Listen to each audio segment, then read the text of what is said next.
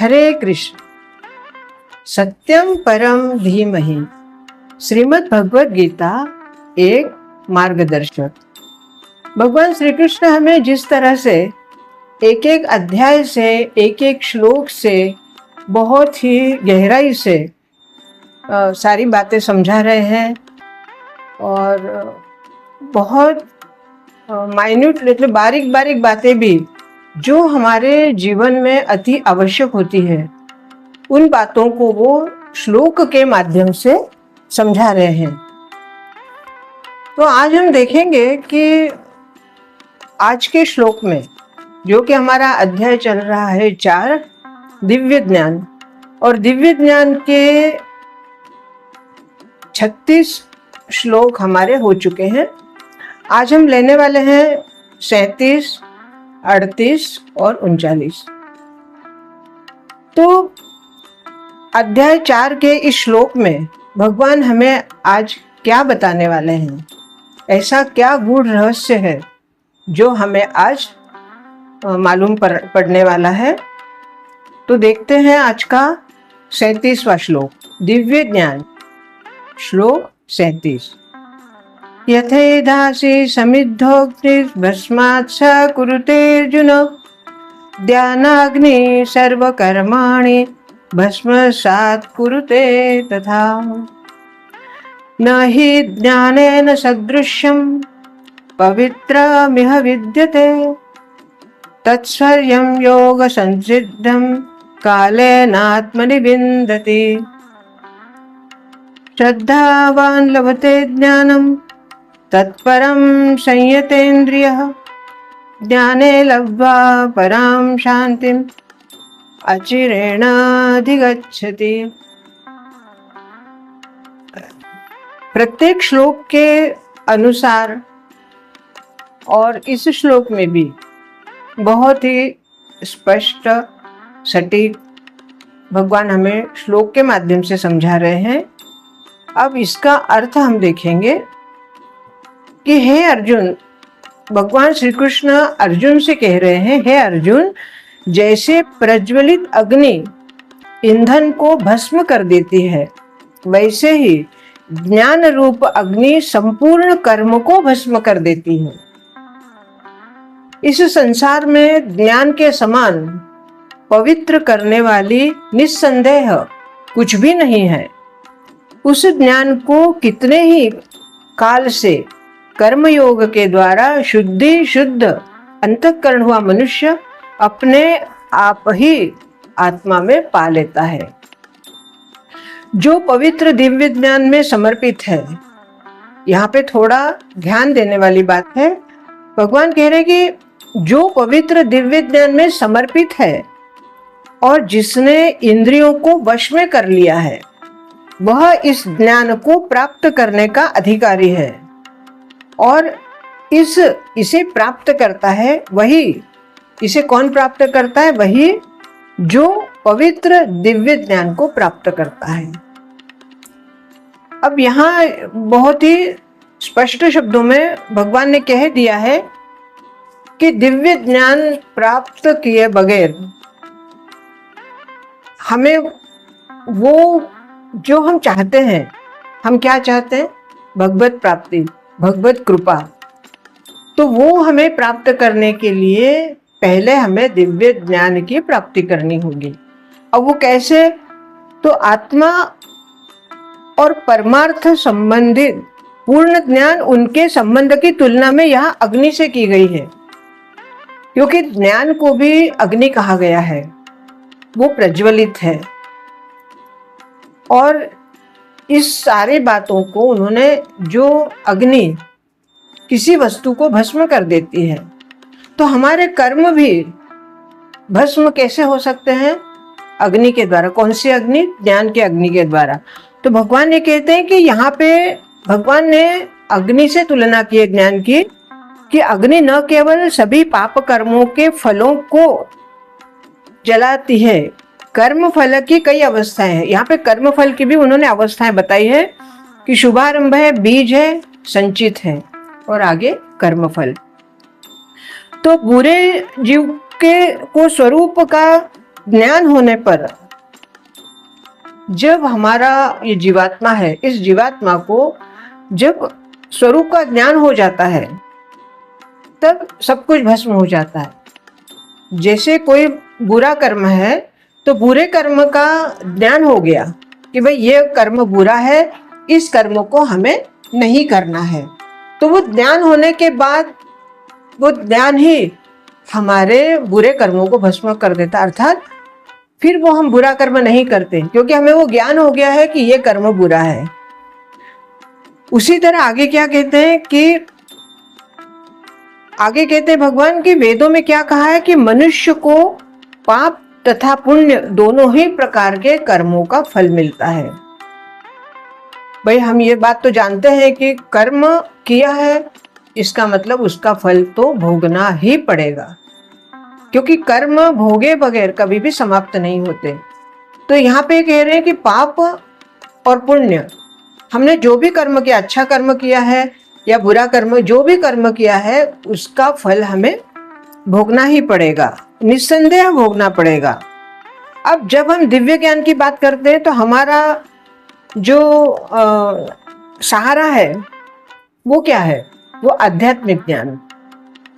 और निस्संदेह दिव्य ज्ञान का सामान, अब दिव्य ज्ञान कोई ऐसी वस्तु तो नहीं है कि जो हमने पैसा खर्च कर लिया और बाहर से खरीद लिया, क्योंकि ज्ञान कभी भी खरीदा नहीं जाता, उसे अपने अभ्यास से, चिंतन से, मनन से प्राप्त किया जाता है।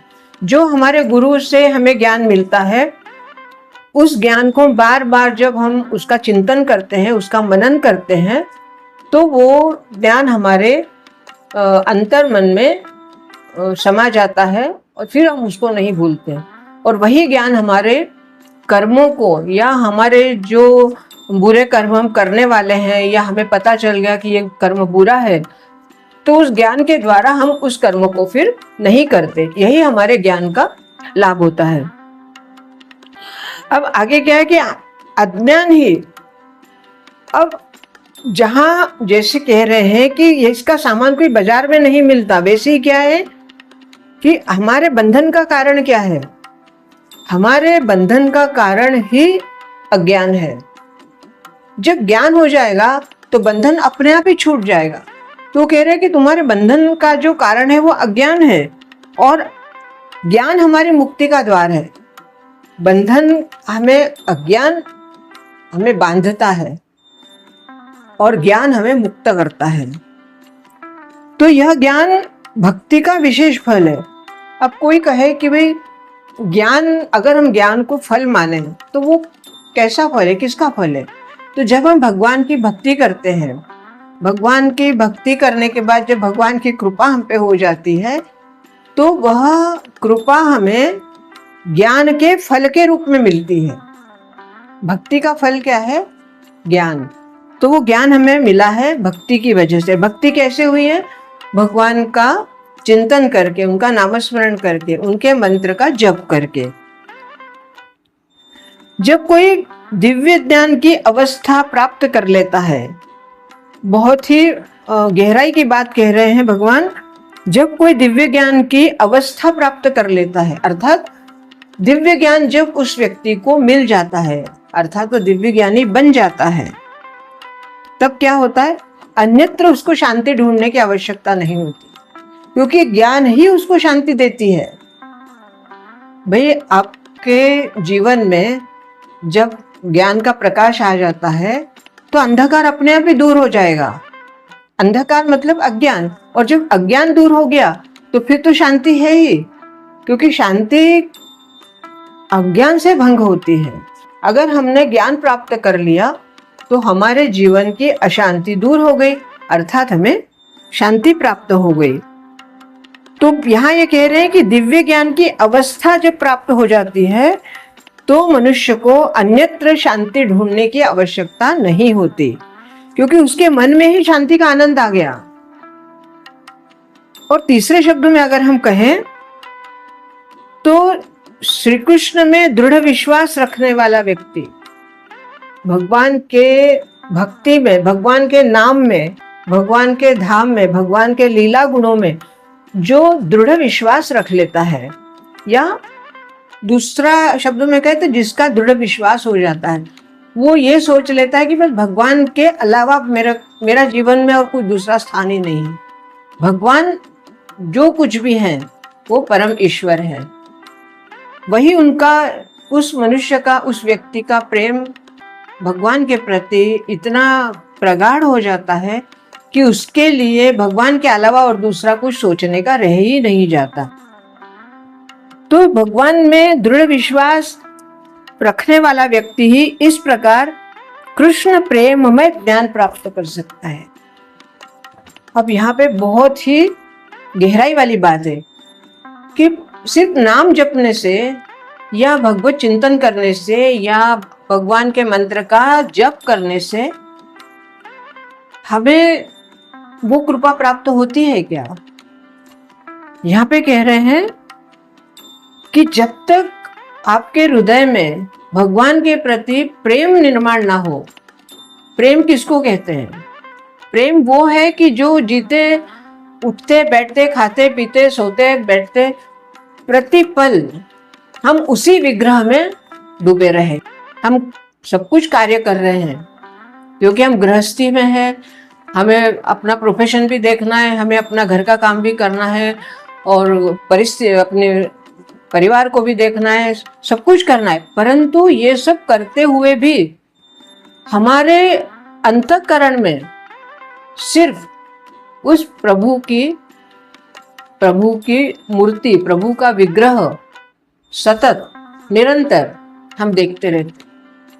हर चीज में हमें प्रभु के दर्शन होते हैं, वही प्रेम है। और इस प्रेम में जब व्यक्ति डूब जाता है तब उसे भगवत प्राप्ति होती है और तब वो प्रेममय ज्ञान उसको प्राप्त होता है। यह श्रद्धा भक्ति के द्वारा तथा नामस्मरण या मंत्र जप के से प्राप्त होता है, परंतु इससे हृदय की सारी जो भौतिक मलिनता है वो दूर हो जाती है और मलिनता दूर होने के बाद ही उस हृदय में प्रेम प्रकट होता है और उसी प्रेम से भगवान की भक्ति हमें मिलती है। इसके अतिरिक्त मनुष्य को अपनी इंद्रियों पर संयम रखना चाहिए।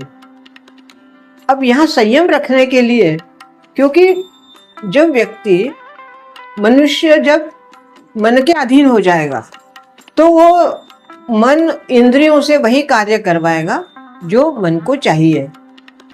लेकिन अगर इंद्रियों को आपको वश में करना है तो सबसे पहले आपको मन को अपने वश में करना पड़ेगा। अपने मतलब आत्मा के।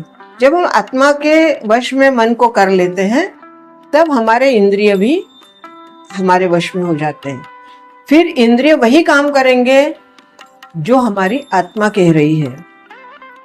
और जब इंद्रियों पर हमारा संयम हो जाएगा, अर्थात हमारी आत्मा जो कहेगी, जैसे हमें अभी भगवत गीता का पाठ करना है तो मन क्या कहेगा?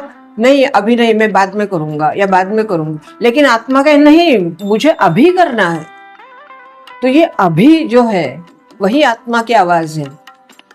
और उस समय तुम्हारे इंद्रिय, तुम्हारी आंखें, तुम्हारी वाणी, तुम्हारे भाव सब कुछ उस भगवत गीता की तरफ आकर्षित हो जाएंगे कि मुझे वही करना है। यह होता है इंद्रियों को अपने वश में करना। तो जो व्यक्ति कृष्ण के प्रति श्रद्धावान है, इंद्रियों को संयमित रखता है, वही कृष्ण प्रेम प्राप्त करके ज्ञान में पूर्णता प्राप्त करता है। तो ज्ञान मिलना अलग बात है, ज्ञान में पूर्णता प्राप्त करना अलग बात है। ज्ञान तो मिल गया, परंतु उसमें पूर्णता कब होगी? पूर्णता तब होगी जब भगवान के प्रति हमारा प्रेम सिर्फ प्रेम रहेगा। भगवान के नाम में, भगवान के नाम मंत्र में, भगवान के धाम में, भगवान के विग्रह में, हर स्थिति में सिर्फ और सिर्फ कृष्ण प्रेममय रहे, तब हमें दिव्य ज्ञान प्राप्त होता है और वही दिव्य ज्ञान हमारे सारे कर्मों को नष्ट करता है। पाप पुण्य प्रत्येक कर्म हम जीवन है हमारे हाथ से होते ही रहते हैं, हम करते हैं, परंतु उस कर्म को सिर्फ एक काम भगवान ने कहा है, पहले भी कहा था कि अर्जुन तुझे कुछ नहीं करना है। क्या करना है फिर? सिर्फ तेरे कर्म मुझे दे दे, हमें यही करना है। हमारे कर्म हम भगवान को अर्पित कर दें। जो कर्म हम भगवान को अर्पित करते जाएंगे उस कर्म के ऊपर हमारा अधिकार ही नहीं रहेगा। जैसे हमने किसी को कोई वस्तु दे दी तो हमारा उस पर कोई अधिकार नहीं होता। अब उस वस्तु का वो क्या करे क्या ना करे वो उसकी अपनी मर्जी है। ऐसे हमने भगवान को हमारे कर्म दे दिए, हमारा काम पूरा हो गया। अब हमें ना तो उस कर्म के बारे में सोचना है, ना ही कर्म फल के बारे में सोचना है। कई बार क्या होता है, हम कहते हैं कि हमने कर्म छोड़ दिया या किसी वस्तु का त्याग कर दिया या किसी भावना का थोड़ी देर के लिए भावना का भी त्याग कर, फिर भी आपके अंतःचेतन में कहीं ना कहीं उस बात के प्रति, उस व्यक्ति के प्रति, उस वस्तु के प्रति एक मोह बना रहता है। वही हमारे लिए बंधन का कारक बनता है और वही अज्ञान है।